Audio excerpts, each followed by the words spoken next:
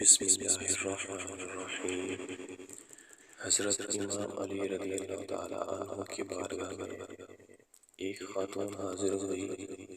اس خاتون نے حضرت امام علی رضی اللہ تعالیٰ عنہ سے عرض کی، اے حضور، دنیا میں وہ کون سے عمل ہیں جو عورتیں کریں تو عورتوں کی عبادت قبول نہیں ہوگی؟ حضرت امام علی رضی اللہ تعالیٰ عنہ نے جواب دیتے ہوئے فرمایا، اے مومن خاتون، اس جہاں میں 3 ایسی خواتین ہیں جن کا کوئی نیک عمل قبول نہیں ہوگا جب تک وہ سچے دل سے توبہ نہ کر لیں۔ اس نیک عورت نے حضرت علی رضی اللہ تعالیٰ عنہ سے عرض کی، اے حضور، وہ کون سی 3 عورتیں ہیں جن کا کوئی نیک عمل قبول نہیں ہوگا؟ حضرت امام علی رضی اللہ تعالیٰ عنہ نے فرمایا، ایک ایسی عورت جو گندگی کا خیال نہیں رکھتی، پاکی اور ناپاکی میں کوئی فرق نہیں کرتی۔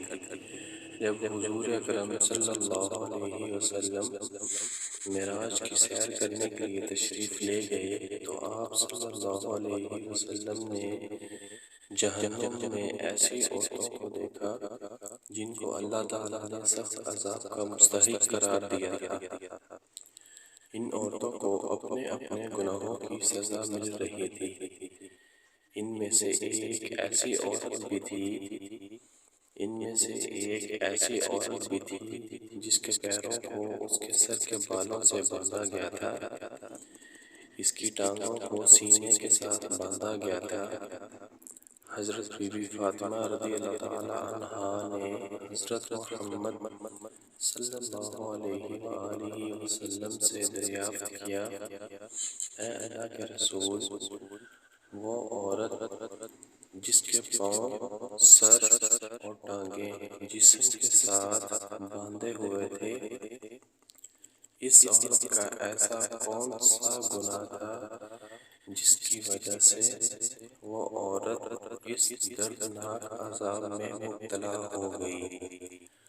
حضرت محمد صلی اللہ علیہ وسلم نے فرمایا، اے میری پیاری بیٹی، جب میں نے اس عورت کو جہنم میں چیختے چلاتے ہوئے دیکھا تو میں نے حضرت جبرائیل علیہ السلام سے دریافت کیا تھا، اس عورت نے کیا گناہ کیا ہے؟ حضرت جبرائیل علیہ السلام نے فرمایا، اے اللہ کے رسول، یہ عورت ناپاک رہا کرتی تھی، پاکی اور ناپاکی میں کوئی فرق نہیں کرتی تھی۔ جب اس پر غسل واجب ہو جاتا تھا تو یہ غسل کرنے میں تاخیر کرتی تھی، کافی دیر تک یہ ناپاکی کی حالت میں رہا کرتی تھی۔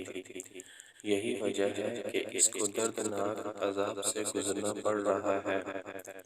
حضرت امام علی رضی اللہ تعالی عنہ نے فرمایا کہ ایسی عورت کی کوئی عبادت قبول نہیں ہوتی۔ نمبر 2، ایسی عورت کی بھی کوئی عبادت قبول نہیں ہوتی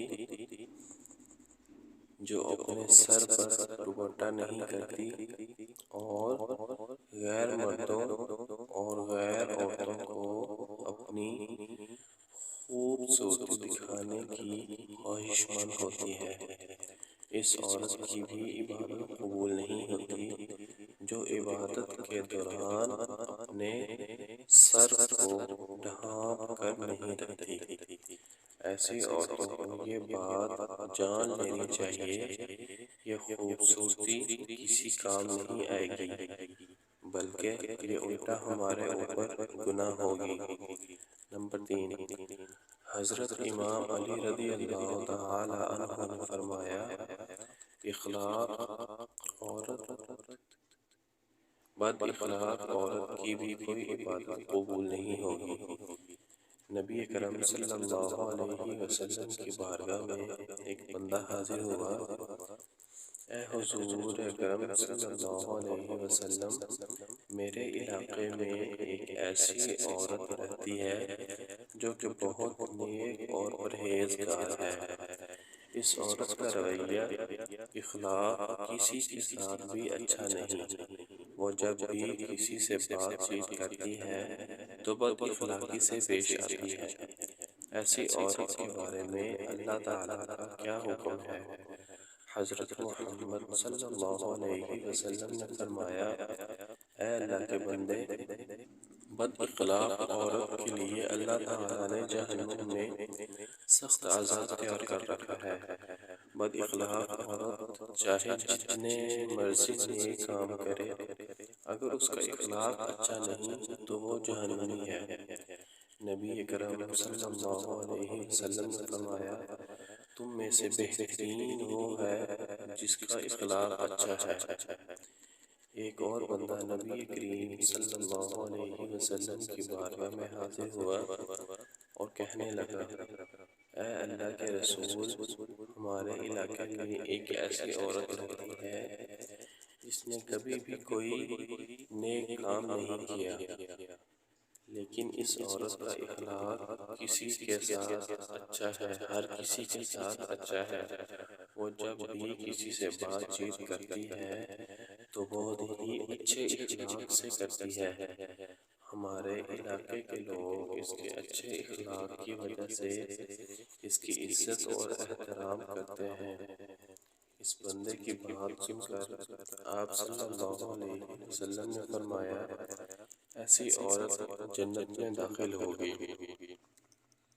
اللہ تعالیٰ سے دعا ہے کہ اللہ تعالیٰ ہم سب کو نیک عمل اور نیک راہ پر چلنے کی توفیق عطا فرمائے۔ آمین ثم آمین۔ جزاک اللہ خیر۔